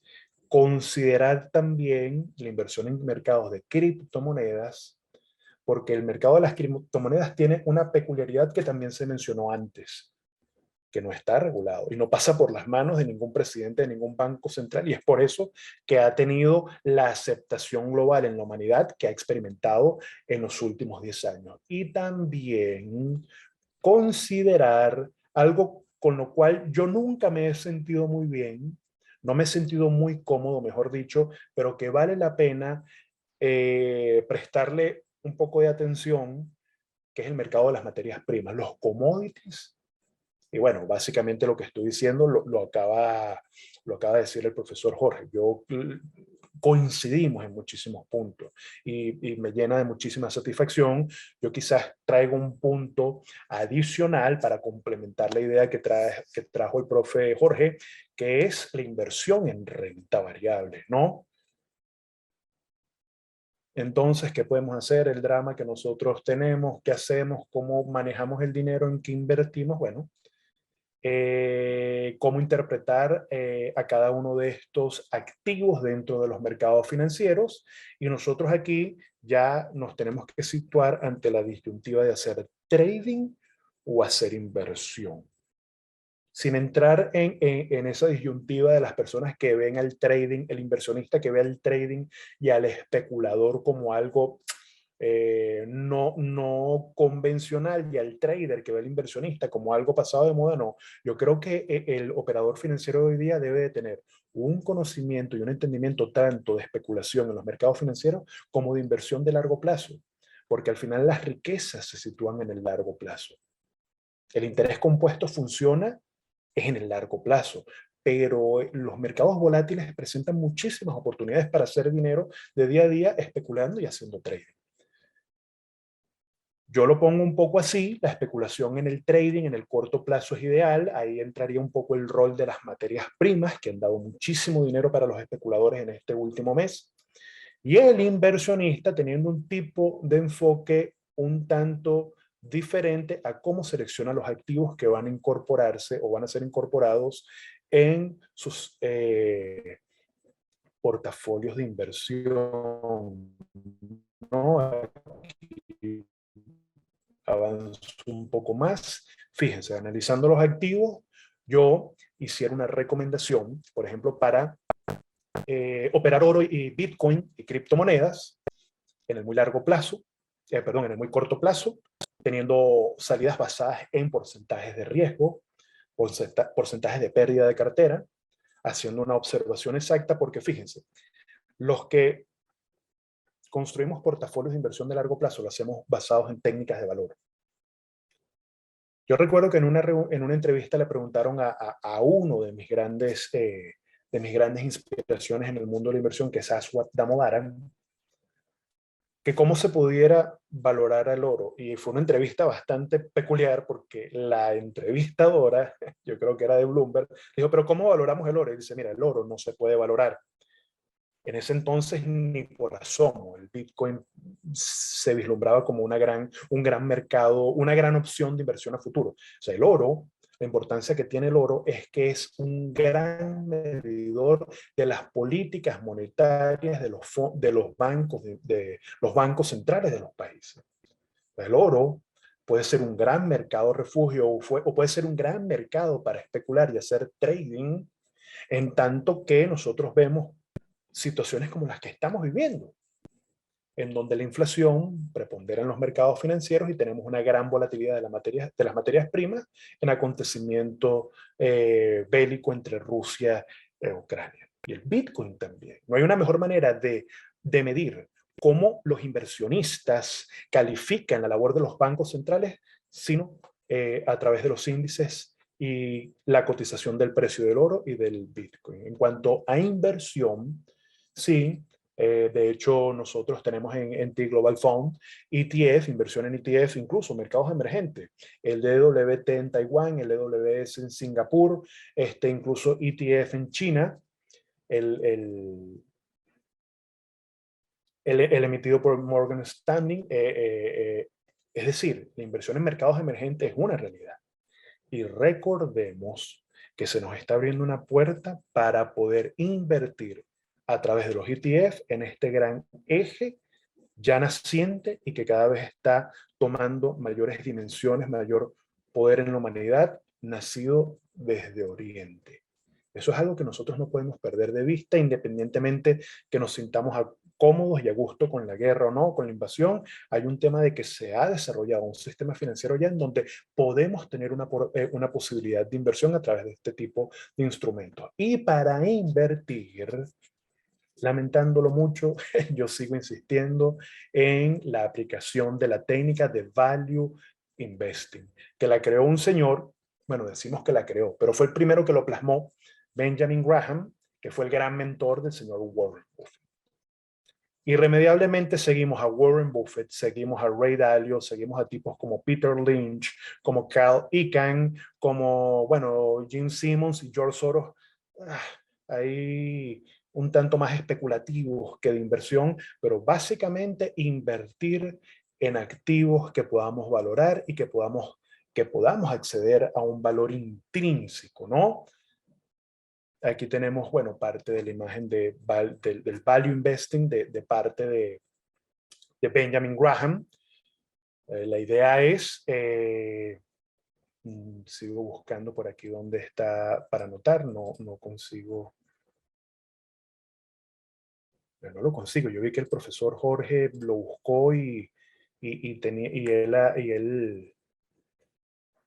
el lapicito, bueno, no sé. Seguimos. Básicamente el value investing lo que nos dice es que valoremos las acciones a través del estudio de sus estados financieros, el free cash flow, por ejemplo, y luego de que yo he conseguido el valor, sentarme a esperar el descuento. Y este es un mercado que está dando grandes oportunidades de inversión. El profesor Jorge habló del split que van a experimentar grandes empresas como Google, Amazon, Tesla, creo que por ahí pudiera meterse Nvidia, creo que Netflix también le tocaría hacerlo. Yo hacía muchísimo trading con esas empresas, hacía day trading, estoy hablando hace un montón de años, cuando, por ejemplo, Netflix y Tesla en 80, $90.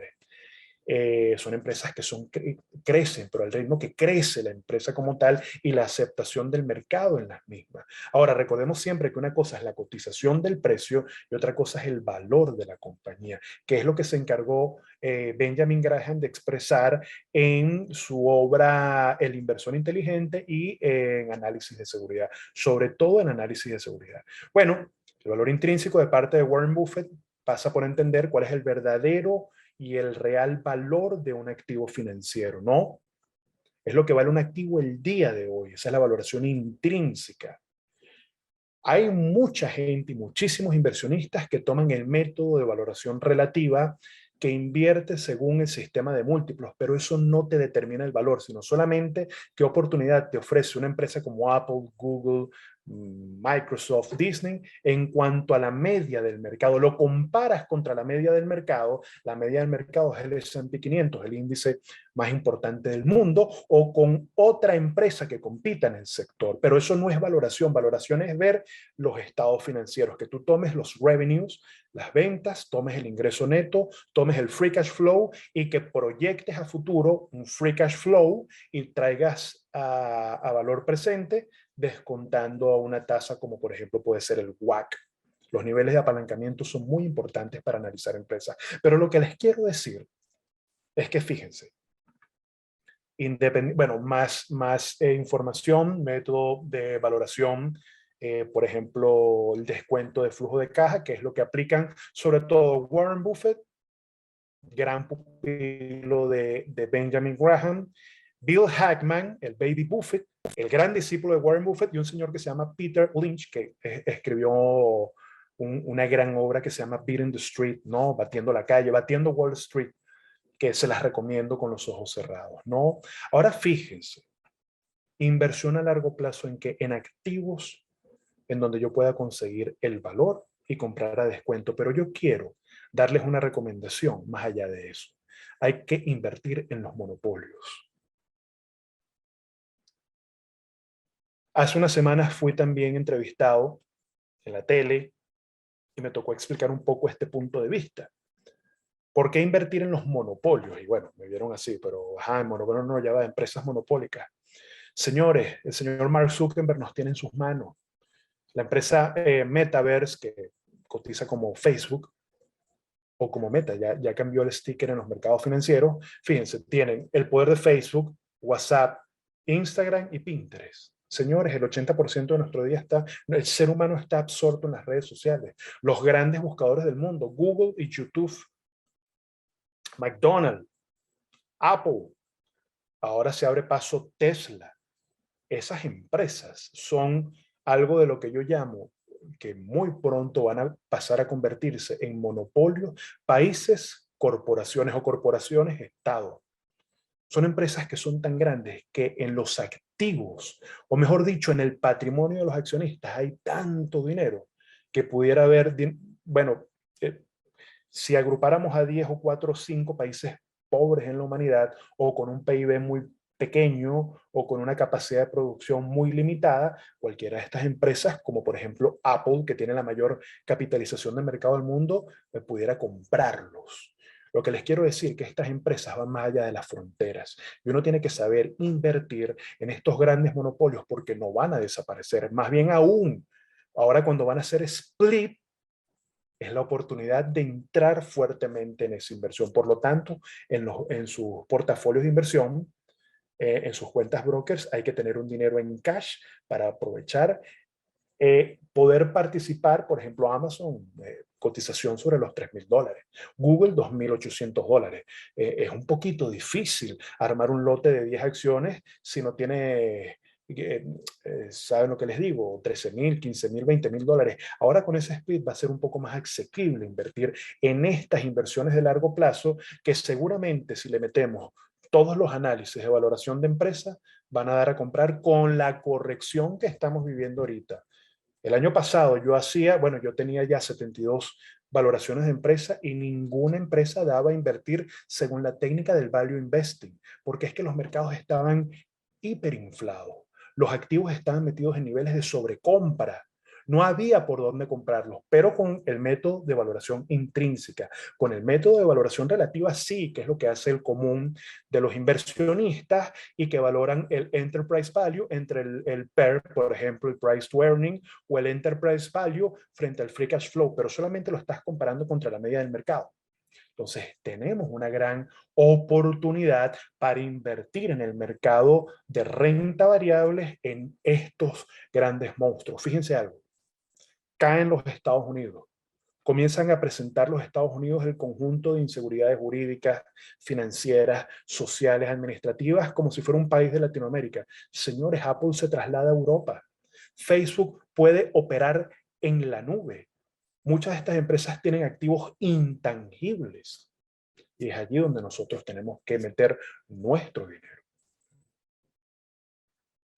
Bueno, siempre y cuando ver el equilibrio de la deuda, para eso tenemos el WACC. Ese era el WACC de una empresa. Esto fue una charla que di en la Universidad Metropolitana y analizamos un poco el WACC. Yo no sé si era, eh, se me olvida el nombre ahorita, una empresa que hicimos la valoración en clase y bueno, los niveles de WACC, ese es aceptable. Tesla tiene unos niveles de apalancamiento. El WACC significa el costo promedio ponderado de capital, cómo la empresa financia sus proyectos de inversión entre dinero que ponen los inversionistas y dinero que ellos recurren o que obtuvieron al recurrir al financiamiento exterior, ¿no? Entonces, la deuda puede ser según cómo esté equilibrada, puede ser positiva, puede ser negativa.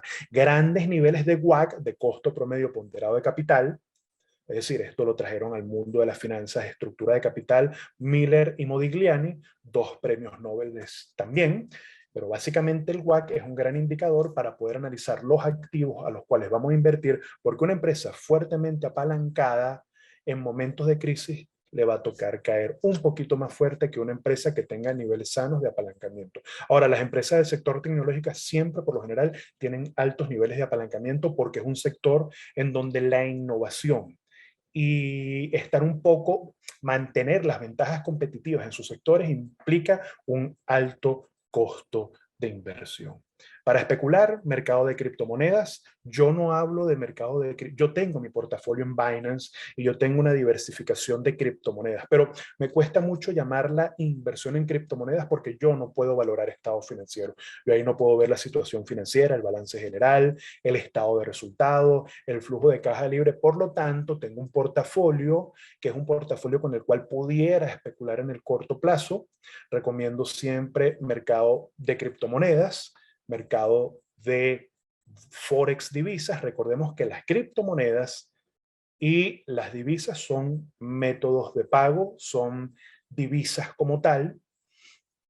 Básicamente invertir en criptos, bueno, más allá de las propuestas que son emanadas del blockchain como Ethereum y todos los smart contracts y las DeFi que nacen de la red del blockchain de Ethereum, está muy interesante, pero bueno, siendo un poco purista en lenguaje financiero, me cuesta llamarlo inversión, pero es un mercado al cual hay que tomarle fuerte consideración, al igual que las materias primas. ¿Cuáles? Oro, plata, petróleo, níquel, que fue muy polémico ahora 2, 3 semanas atrás, cuando la bolsa de commodities de Londres puso una prohibición de abrir operaciones en corto, se elevó el precio y el gran productor de níquel del mundo, que es China, fíjense que cuando un productor lanza una gran cantidad de materia prima al mercado, abre inmediatamente cortos en contratos de futuros contra esa materia prima para garantizarse un precio de venta, que fue lo que no pudo hacer China, o los colocó y bueno, eso le repercutió,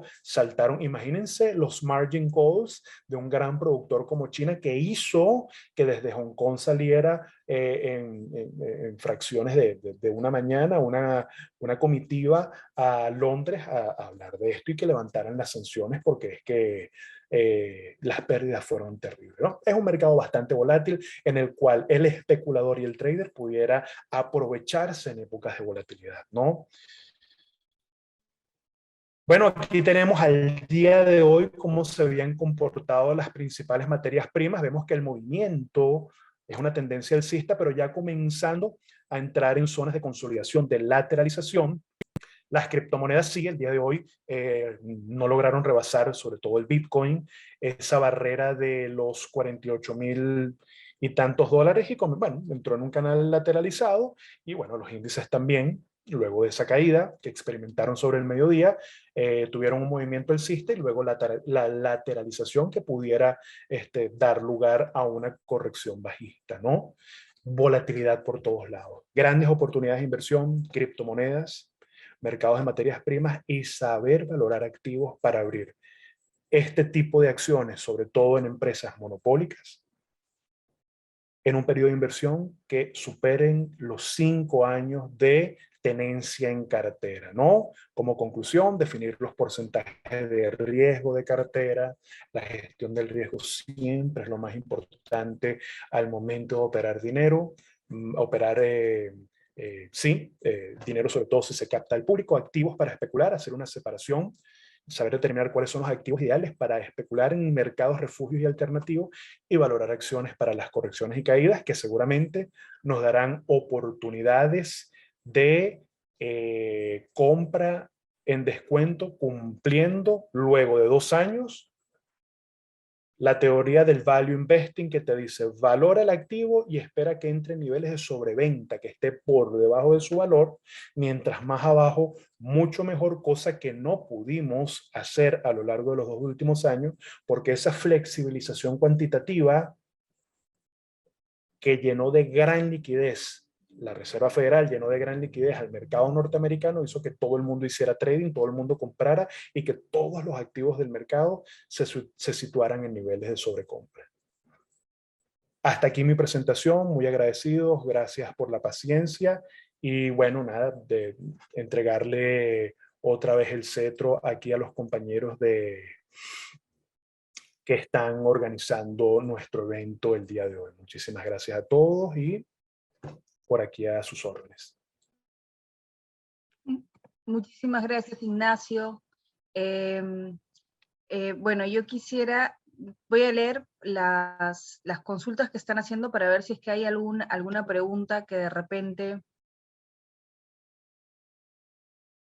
Bueno, aquí hacen una consulta. Lo que no voy a abrir el micrófono para de repente que no se extienda a más las preguntas, pero por aquí hacen una pregunta de su opinión a los panelistas sobre la caída de Facebook. Sobre el metaverso y su valor intrínseco y proyección a corto y mediano plazo. No sé si es que Jorge o Ignacio quieran responder esta pregunta. Yo le cedo primero al profe Jorge amablemente para que, como fue la primera persona que expuso, si él quisiera contestarlo, ¿no? La pregunta. Bueno, eh, respecto a lo que pasó con Facebook, su baja principalmente se produjo por una secuencia de denuncias que tuvo la compañía. En principio, por una cantidad de datos que fueron liberados desde el sitio de Facebook. Fue creada una serie de bases de datos que han servido también para interferir con elecciones y con situaciones de ese tipo. Tuvo sanciones. El mercado creyó que las sanciones iban a ser más drásticas. Con mucha habilidad, Zuckerberg cambió el nombre de Facebook y bueno, lo transformó en algo mucho más grande, algo mucho más dinámico, que es el metaverso, ¿no? Así que los objetivos realmente no he mirado el gráfico de Facebook últimamente, pero dependerá un poco de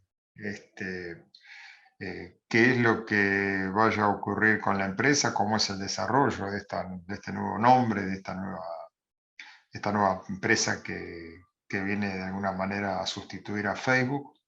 Y también el atrayente que resulte todas las incorporaciones nuevas, ¿no? Yo entiendo de que debería rápidamente en ganar precio, consecuentemente con el tipo de empresa que se está creando, ¿no? Es decir, va a haber un montón de actividades adicionales, de utilidades que tiene esta nueva empresa Metaverso, y entiendo de que eso le tendría que dar valor rápidamente a la empresa. Ahora, el cuándo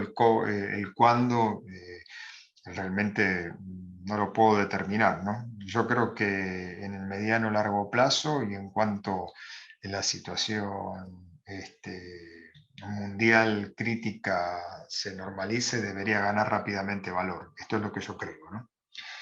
Igual, de todas maneras, hay que ir monitoreando el mercado siempre, porque siempre puede aparecer alguna situación que malogre algún dato o alguna circunstancia, y bueno, siempre hay que monitorear de cerca, ¿no? Pero entiendo que en mediano y largo plazo puede ser una buena opción.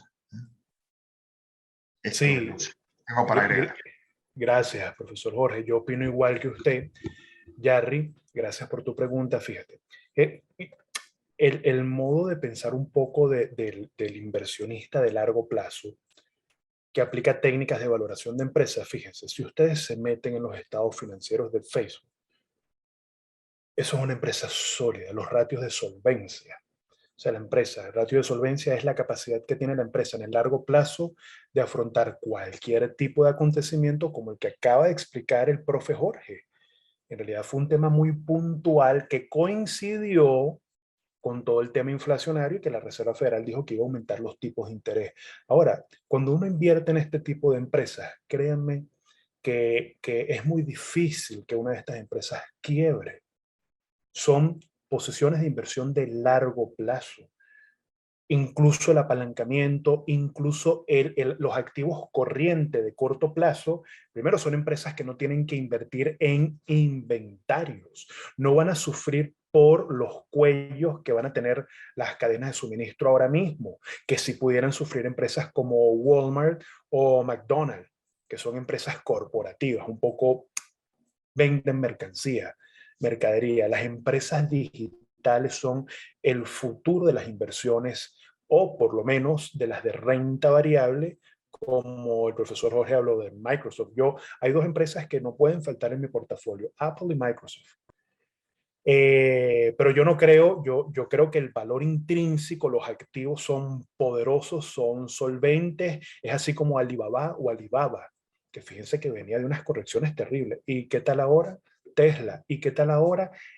Son corporaciones monopolísticas, o sea, muy difícilmente van a experimentar en el largo plazo un retroceso. Por lo tanto, yo opino igual que el profesor Jorge, mediano, largo plazo, son una buena opción, pero recuerden algo que dice Benjamin Graham.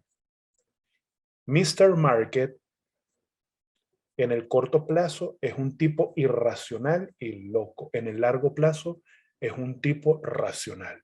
Eso es como Dr. Banner y Hulk. En el corto plazo tenemos que esperar ver a Hulk cualquier momento. En el largo plazo es el Dr. Banner. Y no está mal ni está bien. De hecho, el escenario ideal para un trader es la volatilidad, pero para un inversionista no. Ve sus proyecciones en el largo plazo.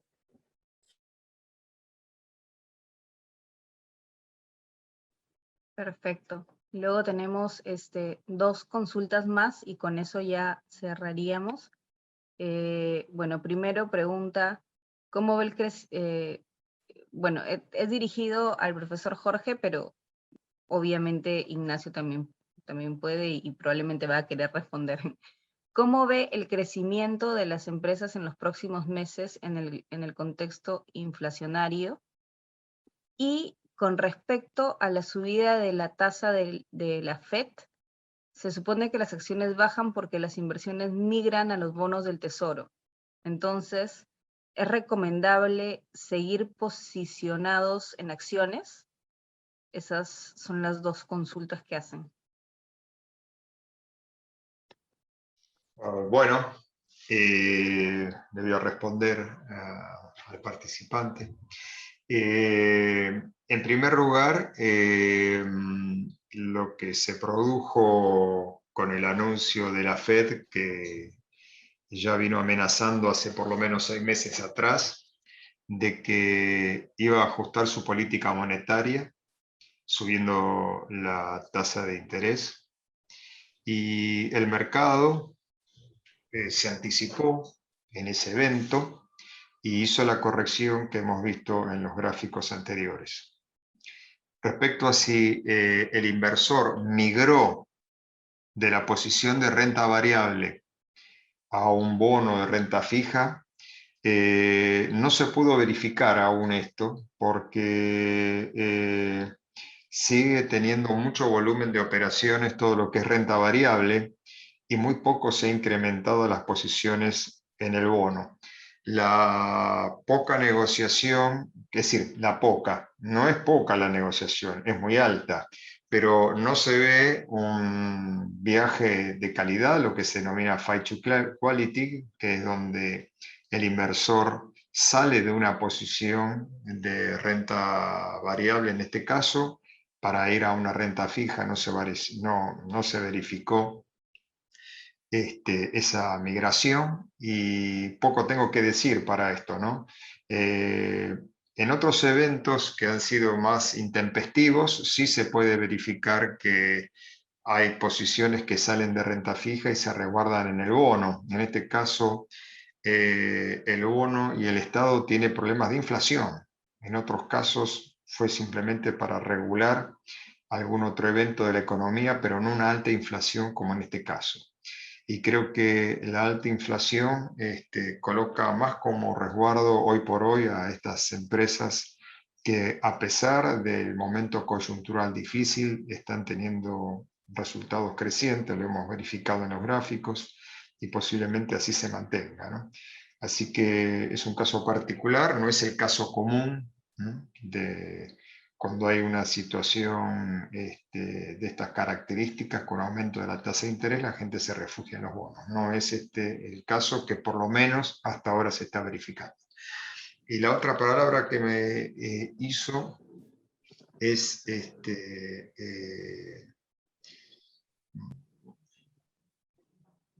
Ay, perdón.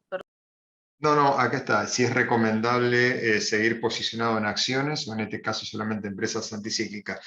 Yo creo que por ahora, por lo que hemos visto en los gráficos, algunas de las acciones que hemos mencionado, como ha dicho también Ignacio, que no pueden dejarse de tener en cartera, yo creo que están mostrando rendimientos sostenidos. Las empresas, a pesar de esta coyuntura negativa, tienen rendimientos sostenidos y entiendo que esto es lo que están mostrando en el peor momento, cuando la situación mejore, también estos números entiendo que van a tener que mejorar, ¿no?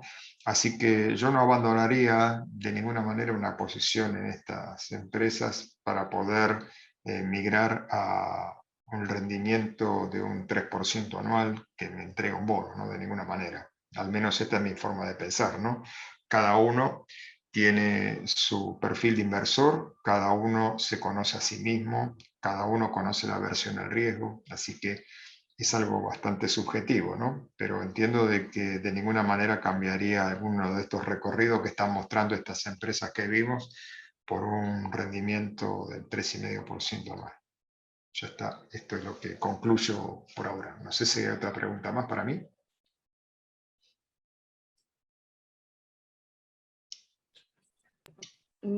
No, esas fueron las consultas. Apple viene subiendo 12 días, dice, consecutivos. Y que está a punto de recuperar su valor histórico, dice Paola, Charlie. disculpa que te interrumpa, sí, para Sí. apuntalar solo un pequeño comentario, absolutamente de acuerdo con el profe Jorge. Siempre recordar que cuando se sustrae la liquidez del mercado, recordemos que tenemos la Reserva Federal inyectando de cortisona al cuerpo financiero en los Estados Unidos que se infló. Cuando la dosis se reduce, vamos a ver un cuerpo que va a volver a su estado de flaqueza. Es decir, cuando se saca la liquidez del mercado, los activos caen, pero recuerden que caen en cuanto a cotización del precio. El valor es algo diferente. Yo seguiría posicionado en inversiones de acciones largo plazo y les voy a recomendar un libro que se llama Guía de Inversión a Largo Plazo de Jeremy Siegel, un norteamericano que, bueno, hizo como 20 ediciones del libro, ya él no está con nosotros, pero él logró demostrar en los últimos 200 años cómo la inversión en acciones superaba con crece a la inversión en oro, a tener dólares en cartera, que bueno, se pierde valor con la inflación, y a la inversión de bonos en el largo plazo. Claro, el profesor Jorge dijo algo muy importante, digno de materia de gestión de cartera. Cuando el inversionista ve en riesgo el mercado de renta variable, él se pasa.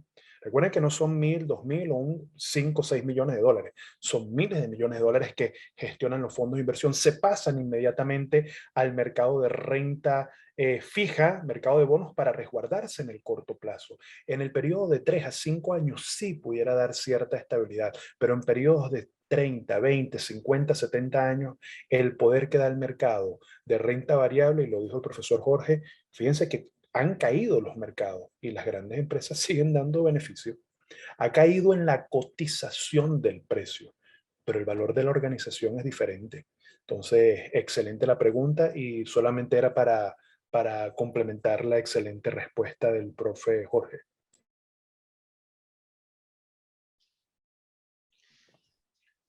Buenísimo. Muchas gracias a ambos, al profesor Jorge y a Ignacio, por esta gran charla súper súper clara y súper bien lograda.